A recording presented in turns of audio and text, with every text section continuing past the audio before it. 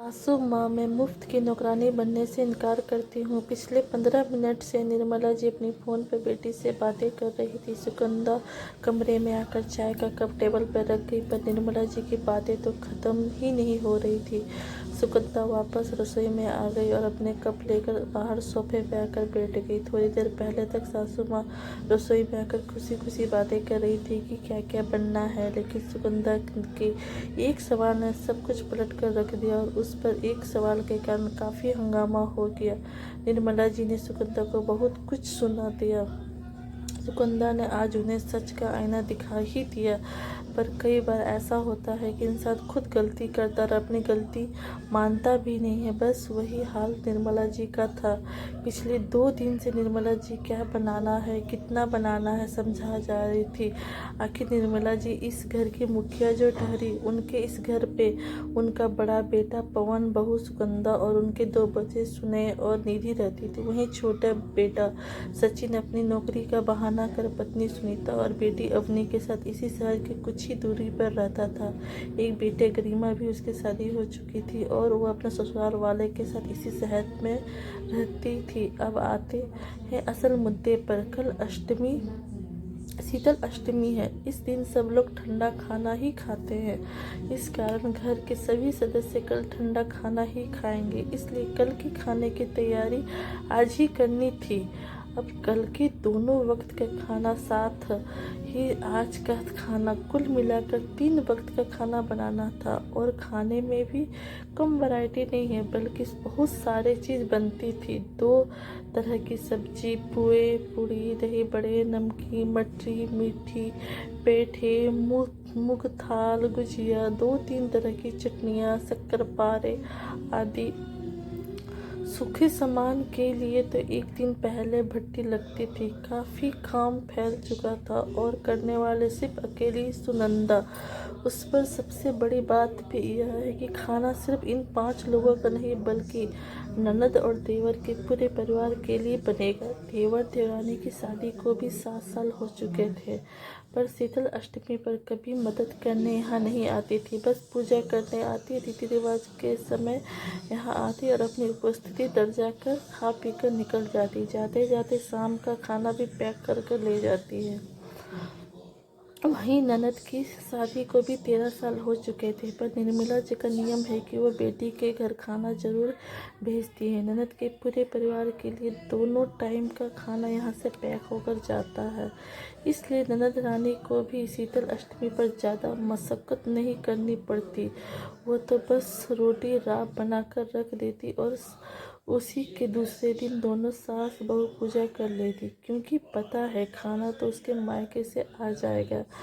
बस बच्ची निर्मला जी, हाँ वह रसोई मदद करने के लिए जरूर आती, पर थोड़ा उम्र का तकज्जा और थोड़ा सास का होने का रोब, इसी कारण मदद कम करती और ताने ज़्यादा मारती। और सुगंधा सब कुछ सुनकर भी परिवार वाले की खुशी के लिए चुपचाप काम कर लेती थी। लेकिन इस बार सुनंदा की तबीयत ठीक नहीं थी। उसे आए दिन माइग्रेन की शिकायत हो रही थी। कल भी भट्टी चालू थी, लेकिन कल सुनंदा को माइग्रेन की समस्या हो गई थी, जिस कारण से ज़्यादा कुछ नहीं बन पाया। कुछ सूखा सामान बन चुका था, लेकिन अभी भी काफ़ी सूखा सामान बाकी था और ऊपर से आज ही सारा काम पूरा करना था, क्योंकि सामान पैक होकर ननद के घर जाना था। सुबह सुबह ननद का फ़ोन आया तो सुनंदा से बोली, भाभी खाने में क्या क्या बना है?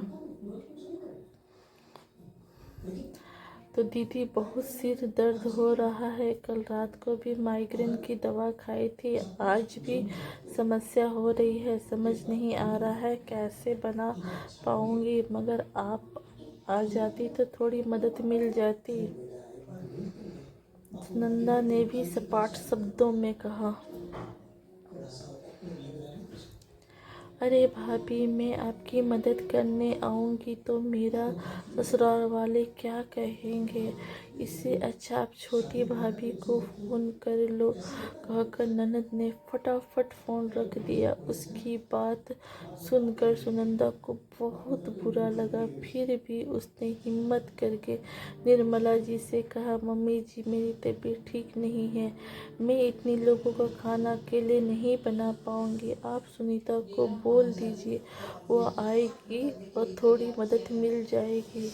उसकी बात सुनकर निर्मला जी ने कहा, तो तू कौन सा अकेले खाना बनाती है, मैं भी तेरी मदद करती हूँ, ऊपर से तूने मेरी बेटी को भी मदद के लिए बोल दिया, थोड़ी सी शर्म भी नहीं आई, उसके ससुराल वाले क्या सोचेंगे। निर्मला जी की बात सुनकर सुनंदा हैरान रह गई कि आज पहली बार ननद से मदद के लिए सवाल क्या किया। उसने इतनी जल्दी अपनी माँ को फ़ोन भी कर दिया, पर फिर भी बोली, मम्मी जी ये सब बात की बात है, अभी तो आप सुनीता को फ़ोन लगाइए। मैं क्यों फ़ोन करूँ, तू खुद ही कर ले, छोटे नंद और देवर सुहा नहीं रहे तुझे, घर पे बड़ी बहू है तो तू अरे साल में उनके लिए एक बार खाना बना लेती तो कोई फ़र्क थोड़ी ना पड़ता है। और सासू माँ भी बड़बड़ाते हुए सोफे पर बैठ गई। आखिर सुनंदा ने ही अपनी देवरानी को फ़ोन किया और जानबूझकर फ़ोन स्पीकर पे रख दिया। सुनीता तुम आज आ जाती तो अच्छा होता, मेरी थोड़ी तब मदद हो जाती, मुझे बहुत सिर में दर्द हो रही है, इतनी लोगों का खाना शायद मैं नहीं बना पाऊंगी। अरे भाभी आप पहले फ़ोन करती तो मैं ज़रूर आ जाती, अभी फ़िलहाल तो मैं अपने मायके आई हुई हूँ, यहाँ पे माँ की तबीयत थोड़ा ख़राब है, कहकर उसने भी फ़ोन को रख दिया, क्योंकि वह जानती थी कि कैसे भी करके सासू माँ सुनंदा से खाना बनवा ही लेगी। सुनंदा ने सासू माँ को तरफ देखा तो उन्होंने सुनंदा को ताने मारते हुए कहा, अरे उसकी माँ की तबीयत खराब है तभी नहीं आई है, वरना तेरी तरह कामचोर नहीं है, अरे मेरी छोटी बेटी तो गुणों की खान है। सुनंदा को निर्मला जी की बात बुरी तो बहुत लग रही थी, इसलिए उसने साथ ही साथ सुनीता की मम्मी को फ़ोन लगा दिया और उनका भी फ़ोन स्पीकर पे रख दिया। जब उधर से उसकी मम्मी ने फ़ोन उठाया तो सुनंदा ने कहा, नमस्ते आंटी जी, कैसे हैं आप। बस बेटा मैं ठीक हूँ, कल शीतल अष्टमी है तो उसकी तैयारी कर रही हूँ। अच्छा क्या आप सुनीता से बात करवा सकती हैं, मुझे कुछ ज़रूरी काम था। अरे बेटा सुनीता यहाँ कहाँ, कल अष्टमी शीतल अष्टमी आपके घर में भी तो होता है, कितना काम होता है आपको तो पता ही है।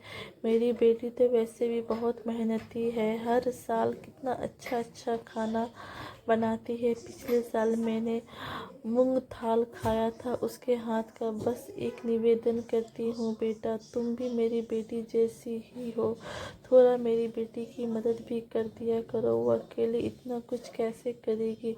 वैसे भी आपकी मम्मी जी का स्वभाव कितना सख्त है। कोई बात नहीं आंटी जी, मैं हूँ ना, बस वो आती ही होगी, चलिए आप अपना काम कीजिए। सुनंदा ने फ़ोन रखते हुए अपनी सासू माँ की तरफ देखा। निर्मला जी उससे नज़र भी नहीं मिला पा रही थी। आखिरकार सुनंदा ने कहा, माफ़ करना मम्मी जी, आप अपने छोटे बच्चों के लिए मुझे 2 बातें सुनाती हैं, वो आपके छोटे बच्चे हमारे इस्तेमाल कर रहे हैं, अब तो समझ जाइए। पर जब मैं उन लोगों के लिए खाना नहीं बना पाऊँगी, मुझसे इतना ज़्यादा बन पड़ेगा, मैं अपने परिवार के लिए बना लूँगी, इसके अलावा किसी चीज़ को हाथ भी नहीं लगाऊँगी। उन लोगों से कह दीजिए अपना खाने का व्यवस्था खुद कर ले। अरे उस निकम्मे बहू को तो छोड़, मेरे बारे में इतना झूठ बोलती है, पर मैं इतने सालों से अपनी बेटी के ससुराल खाना भेज रही हूँ, अगर इस बार नहीं भेजूंगी तो उसके ससुराल वाले क्या सोचेंगे।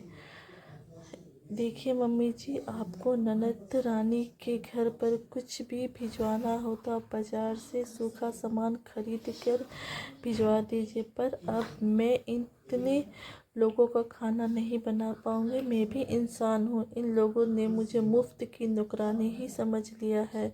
उन्हें भी तो सोचना चाहिए था कि थोड़े अगर बढ़कर खुद मदद करवा दे। खैर छोड़िए, मुझे किसी से उम्मीद नहीं है। अब मैं मुफ्त की नौकरानी बनने से इनकार करती हूँ और मैं उनसे कुछ नहीं कहूँगी। आप खुद फ़ोन करके उनसे कहिएगा।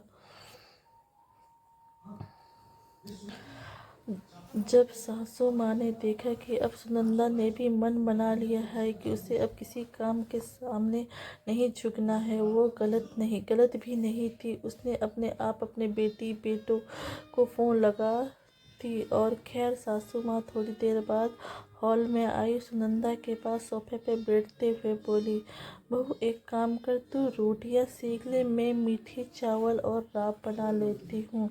बाकी किसी को कुछ खाना होगा तो बाज़ार से मंगा लेंगे। कह दिया मैंने उन लोगों से कि अपना अपना बंदोबस्त कर ले। और रही बात गरिमा के, तो सूखा सामान बाज़ार से खरीद के उसके घर भिजवा देंगे, कहकर सासू माँ रसोई में चल दी। और पीछे पीछे सुनंदा भी खुद को बधाई देते हुए, आखिर उसने खुद इस्तेमाल होने से रोक दिया था। कहानी अच्छा लगा हो तो लाइक कीजिए, कमेंट कीजिए, नए हो तो सब्सक्राइब कीजिए। कमेंट में ज़रूर बताइए कहानी कैसा लगा। इस तरह की नई नई कहानी आप लोग लाते रहेंगे।